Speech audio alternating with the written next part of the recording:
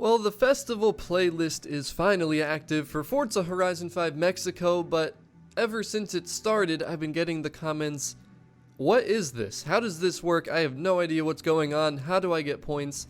And I'm here to answer all your questions. Today we're going to be overviewing and explaining the festival playlist in Forza Horizon 5. I'm going to tell you how it works, things that have changed about the playlist from Forza Horizon 4. I'm going to show you how to get points, everything you need to know about the festival playlist. If you still have any questions after watching this, please don't hesitate to ask me in the comment section. But to return the favor, if you find this video to be helpful or useful, please don't forget to drop a like. And of course, if you're new, make sure you subscribe. The support truly helps me out so much. But let's dive into this festival playlist. First off, where is the festival playlist? Well, there's two different places you can go to find it. First is My Festival when you're in the garage or the festival site, and you can go to festival playlist right here. The other way is when you pop up your main menu, you'll see it the first thing at the top left, festival playlist. You just click on that. It is obviously series 1. It just started. As you can see at the top right, it says series ends in 27 days at this point. So this started 1 day ago. Every series will last 28 days, and it's made up of 4 seasons. You have summer, autumn, winter, and spring. So obviously right now we are in summer, and you can see there though at the top right, season ends in 6 days. So each season is 7 days long. Obviously again, this has been out for 1 day, and there are just tons of events and all kinds of stuff in each season to complete. So for a new player or someone that even might have played Horizon 4, this can be a lot to take in. It's just a lot here. It's very overwhelming, and I totally understand that, especially when you see all these points. Now this is actually a change from Horizon 4 because in the festival playlist from Britain, we actually had percentages. So when you would go into a season, you would see this car would unlock at 50%, this car would unlock at 80%, and then every single event you would do would give you a percentage. But the thing was, it never told you exactly how much percentage you would get. Obviously when you completed events, you would find out. The really nice thing about this game is it shows you the points. You can see how many points you're going to get from each individual event. So for example, letting off steam. Once you complete this, you will get 5 points. Then we have things like the photo challenge where you will get 2 points, and obviously generally easier events are going to give you less points, and events that might take longer or might be a little bit more difficult are going to give you more points. But all the points that you get pretty much are going to keep being added up towards the season progress, and as you can see, you can get a total of 64 points. So if you complete every single event in this festival playlist, you will get 64 points. But that's not necessary because as you can see, the car rewards, the DeLorean you only need 26 points, and the Aston Martin you only need 46. And the reason they did this is basically they want you to go through the playlist and pick what you want to play. So if you don't want to do playground games, maybe you don't have Xbox Live, you don't have to play that necessarily. Or if you're just terrible at drifting, you don't have to do the drift zone. You can literally pick the event you want, total up the points, figure out what events you need to do and how many points you'll get from each one to total up to the reward that you want to get. And obviously you're not forced to do any of this. You don't have to do any of this. But this is the way you get exclusive cars like the DeLorean, which ended up really not being exclusive because of glitches and bugs in this game, but it is supposed to be an exclusive car, and this technically was supposed to be the only way you could get your hands on this car, aside from the auction house obviously, because once you unlock cars you can auction them, and this can be a way to make money in the future too. But of course you'll notice that as you get points in each season, every season has a different amount of points and there's different rewards that you can get, but all these seasonal points that you can unlock will actually add up to the series points that you need, and the cars that you see here, you have the entire 28 days to unlock. Now you pretty much can't get them until you finish the first couple seasons because the AMG one is 120 points. In the first week in summer you can only get 64 total points, so it's actually better to complete the entire season because if you do that, after you complete summer and autumn, you have a potential to get 125 points. So then that way, after the first 2 weeks, you could get the AMG one, whereas if you just got, say, the 46 for the Aston Martin and the 42 for the Radical, you'd only have 88 points and you wouldn't have enough for the AMG one. You would have to wait until winter just to get this car. But let's kind of go through the events now and just talk about and break down how they work and what you need to do to complete things. So we'll start with Forzathon, and we can kind of bunch this all together. Forzathon Weekly, you have the entire week to complete, and actually with the daily challenges in this game now, technically you have 7 days for each challenge, which I am really happy to see. In Horizon 4, you only had 3 days to complete challenges. Now, every single daily challenge unlocks 1 day at a time, though. You can't just complete all of them on the first day. You have to wait for each day of the week, and then one will unlock. As you can see, Over the Moon is going to unlock in 26 minutes, but Zoomies has been unlocked, and you can see it says time remaining of 6 days, which lines up perfectly with when the season ends at the top right. Now, why would you complete these daily and weekly challenges? Well, it gives you points towards your festival playlist. 1 point for the daily challenges, 5 points it looks like for weekly, but also you can see that little icon that says FP. You get Forzathon points. Now, you get 80 from weekly, 10 from the daily. Keep in mind though, again, if you have the 1-player house, you'll actually get double Forzathon points. You can potentially get 160 or 20 Forzathon points, depending on if you're doing the weekly or daily. But all those Forzathon points that you gain from doing that can actually be used at the Horizon Forzathon shop, which is now in the festival playlist, which is really convenient. The thing that's not convenient though is when you click on it. Yeah, right now it's bugged. It's bugged for everybody, so don't worry, it's not just you. Hopefully this will get fixed. There will be cars, and there will also be cosmetic items, wheel spins, all kinds of stuff like that that you can purchase with Forzathon points in the Forzathon shop. So that pretty much wraps it up for Forzathon. Actually, the last thing I'll mention is for the Forzathon weekly, you just have to complete each of the 4 chapters. You can actually scroll through and see the chapters. I already posted a full guide for this Forzathon, so check that out. I'll have it linked on screen right now. You have to do the chapters in order. That's the biggest thing. You have to make sure, obviously, you're using the right car. So in this case, it would be the 2017 Nissan GTR. We'll swap over to Autumn real quick and just show you. So this next week, you're going to have to use the Volkswagen class Baja. And every week, it's going to be different. They're going to give you different cars, different challenges, and you just got to go through and complete them. And again, you have the entire week to do so. Now again, if you have any questions about anything we're talking about, just let me know in the comment section. I know a lot of this is confusing, and there's a lot going on here, but let's move over to Horizon Arcade. So this is kind of like Forzathon Live from Horizon 4 if you played that. This will give you 3 points, and the points could change week to week depending on the challenges and the events. They could add things or take things away in the future.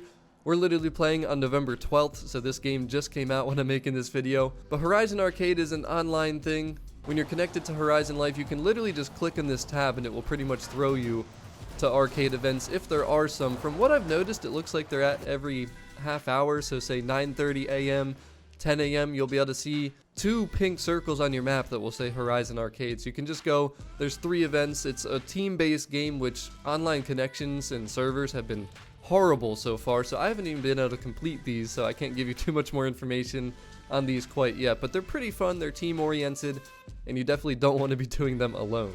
Next up though, then we have the trial. So this is actually interesting because you can see it's locked. Even I don't have it unlocked yet, and this should potentially be able to give you 10 points if I'm not mistaken, but you have to, as you see at the bottom, enter the Hall of Fame. Now this is like a whole totally different topic. Remember that you don't have to complete this, so it's not a huge deal. It is an online event where you team up with people and face unbeatable drivatars. And normally you could just click in this tab and it would start the trial and you'd be able to just start and go race.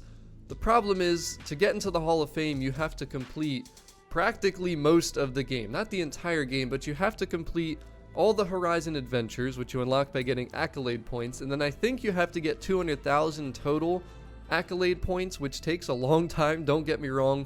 And once you do both of those things, you're going to get like a message in the game saying, hey, you're really close to entering the Hall of Fame, you just have to do like one final thing, and that's how you pretty much will unlock that. It's very time consuming, it's something that you're not going to be able to just do in one day. So yeah, very different from Horizon 4, I will certainly be covering that and showing you how to get the Hall of Fame.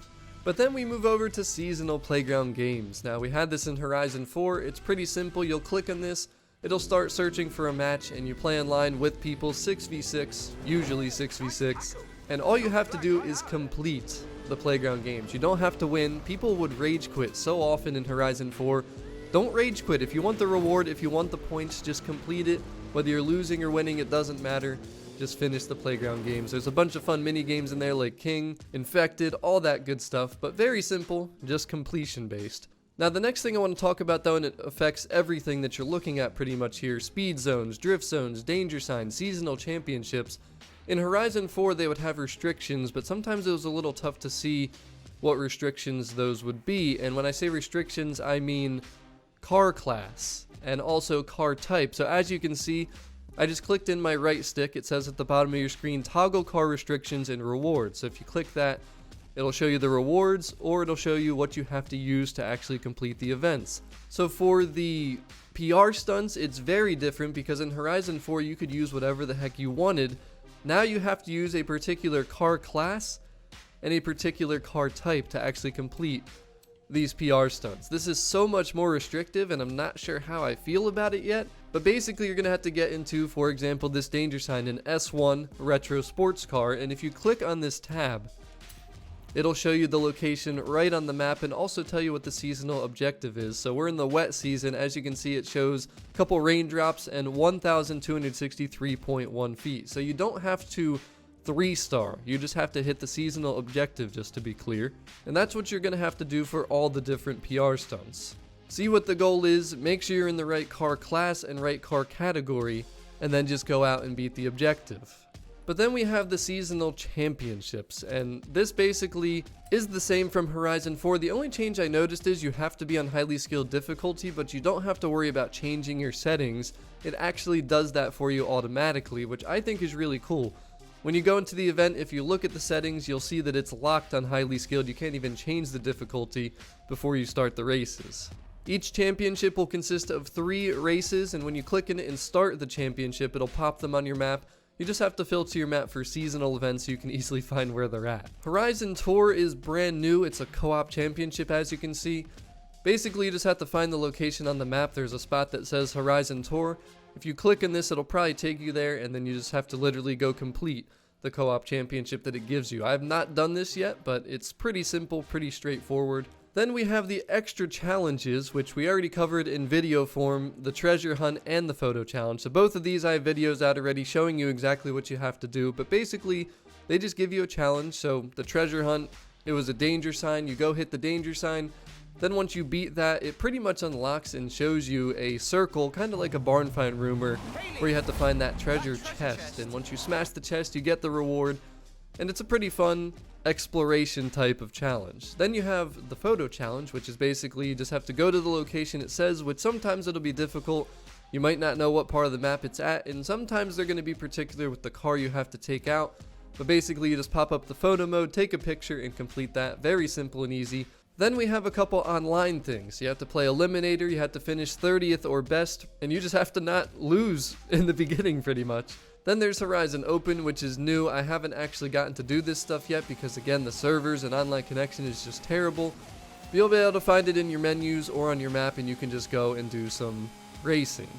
Another new thing is collectibles, and basically there's just going to be a challenge this week. It was smash 100 cacti. Once you do that, you get your points, and I'm sure every week it's going to be a little bit different.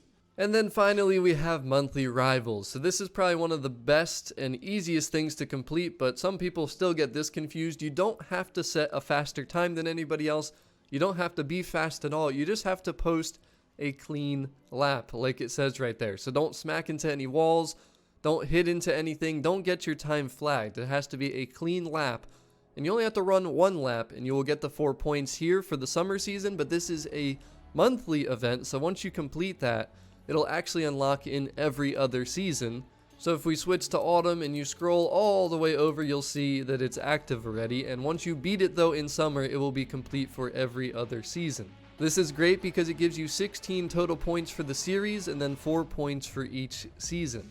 The only other event that's different in the playlist and something you might see also in the future is Event Labs. So basically these are community created events and you have to go out, play these events, which you have no idea what they're going to be, and this is another way you can get a couple points. This is only in autumn and winter for Series 1, so this is going to be interesting to see how it plays out. Here's the one in autumn, just to show you that as well, but again, you cannot complete any of the seasons until they're actually here. So you can see season starts in 6 days, so autumn will start when summer ends. The last thing I want to point out really is just that once you get enough points and unlock these cars, you actually have to redeem them here. They're not just going to be added to your garage right away, or you're not just going to unlock them right away. You actually have to literally physically come into the playlist and hit redeem. And then here's what you're going to see. But that is pretty much it. I know this was a longer video, but I wanted to make sure I really went into detail and explained everything fully so people have a great understanding of what's going on here. The festival playlist is one of the best places to unlock cars. It'll save you money from buying cars at the auto show. You might get things that you haven't gotten in wheel spins yet, and most importantly, you get exclusive cars, brand new cars that get added into Forza Horizon 5. So this is definitely something you always want to pay attention to. And of course, every single week, I will be covering all the important events, showing you how to unlock the best cars, the new cars. And I also do want to point out, if you miss something, if you're watching this late, if you start playing the game late, all the exclusives can usually be found at the auction house as long as people are selling them there. But also the cars will come back most likely in future festival playlists. It might not be for a long time, but don't worry, there's always another chance to get the exclusive cars. So I really hope that this video helps everyone out and gives you a good understanding of the festival playlist in Forza Horizon 5. If you made it to the end of this video, you're a trooper and really wanted to learn, so hopefully you're going to pass the test I'm going to give you at the end of this video. Just kidding, of course we're not going to do that, but like I said earlier, if you have any questions still at all, please just let me know down in the comment section. Thank you so much for watching, have an amazing day. Of course, don't forget to drop a like and subscribe if you're new. I'll see you on the next video.